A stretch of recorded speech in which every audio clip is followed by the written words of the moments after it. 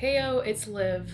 I live in my car. I'm going to talk about how I finance that and how I keep everything on a pretty strict budget without feeling stressed about it.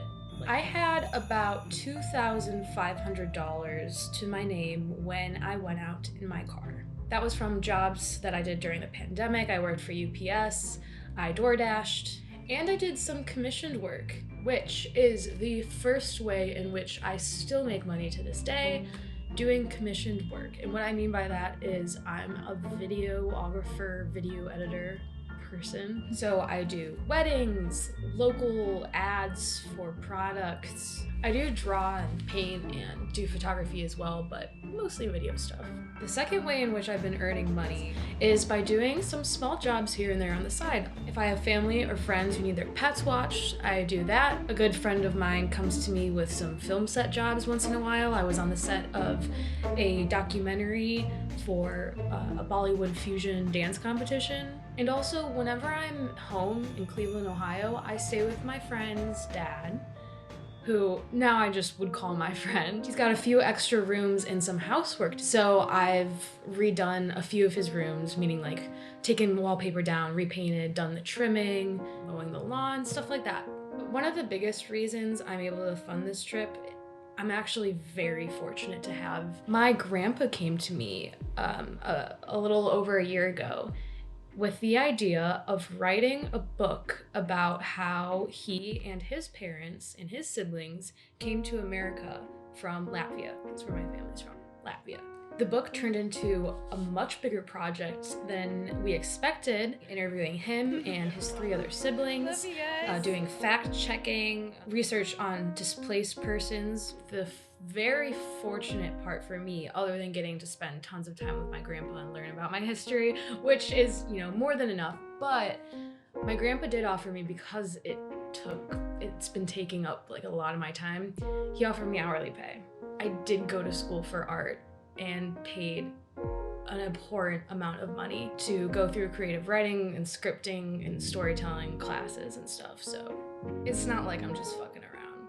It's a very serious project that I'm very excited to release. And I was able to work on the book as I went. It has come to an end now, so can't rely on that anymore. The fact that I'm even mentioning this is kind of funny because so far I've only earned $16.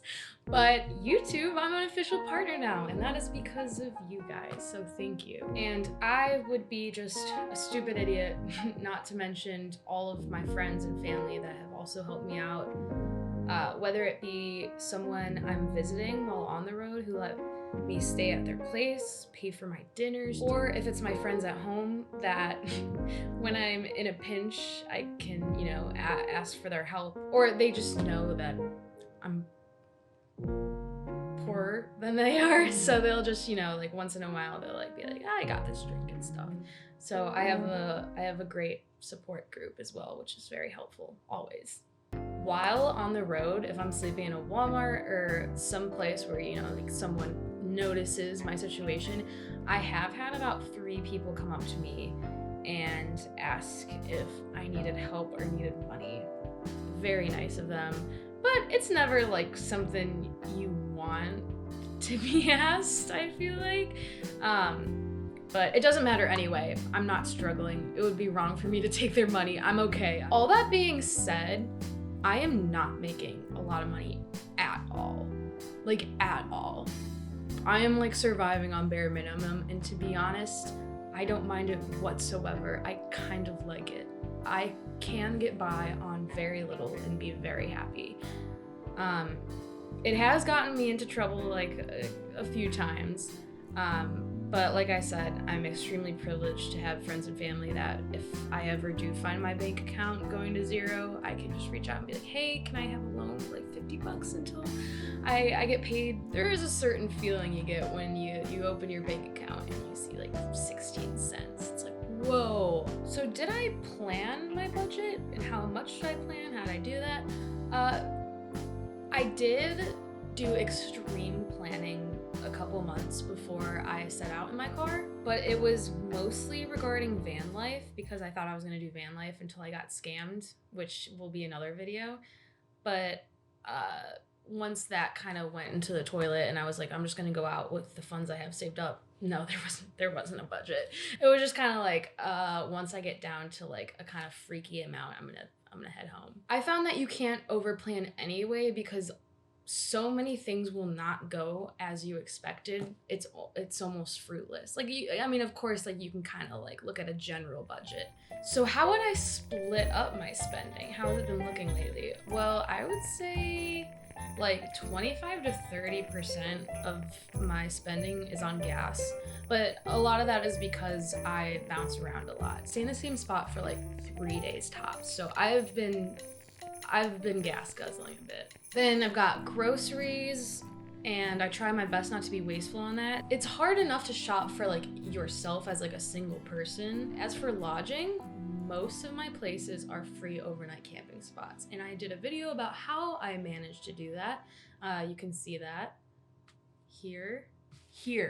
That's kind of the main reason I'm able to get by on what little I have, is because I'm not paying rent, I'm not paying for campsites, I'm not paying for hotels, nothing.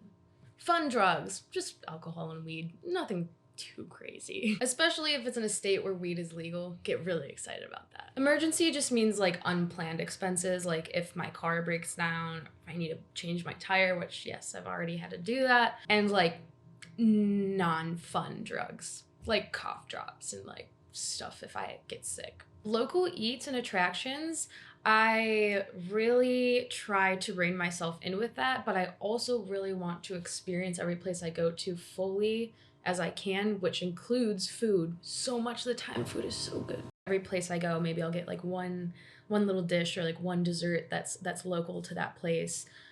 Maybe there's a craft beer that they have, or maybe there's a museum that's really famous, and I'll be like, well, while I'm here, of course, but also not too much. I like finding free things to do because oftentimes there are plenty. More often than not, I look at my bank account and I'm like, oh, I had more than I thought I would. Sometimes I look and I'm like, ooh, most of the time I'm like. Other would be like buying my bumper stickers for my car, or like just a pair of pants. Honestly, the whole experience has left me even more disheartened and kind of disgusted by money and like the focus that we put on it. Just because I've had the best year of my life, and this is the poorest I've ever been. I used to be stressed as shit about money. It comes from my dad's side of the family. They are extremely money anxious. Ever since I've been on the road, I'm like, there's literally like a billion more important things. Of course, I'm not gonna say you don't need money. How much people think they need, it's fucking ridiculous. I mentioned the book and some video editing work. I do that on the road as I'm traveling, which can get a little tricky. I mostly am found in libraries all across the country to use their power and their Wi-Fi. If I feel like throwing a few bucks at a fancy, expensive coffee, I'll go to a local cafe. I'll even be in a Pilot or a Love's truck stop. Sometimes when I'm just not feeling like being around people, which is like kind of most of the time, I will just edit straight out of my car. But the thing with that is that I can only work for as long as my laptop is charged. And I used to have a way of charging it through my car. I had like the adapter. It was blowing my fuses, so I couldn't do that anymore. But it is fun to have a traveling office, kinda. But also a big pain in the ass. It takes a lot of determination to work efficiently on the road. There's gonna just be like 5 extra layers of inconvenience in there. But in the end, for me, it was completely worth it. I promised in this video a big announcement, and it does have to do with finances. I knew I couldn't go on like this, like with like small jobs and writing the book for my grandpa forever.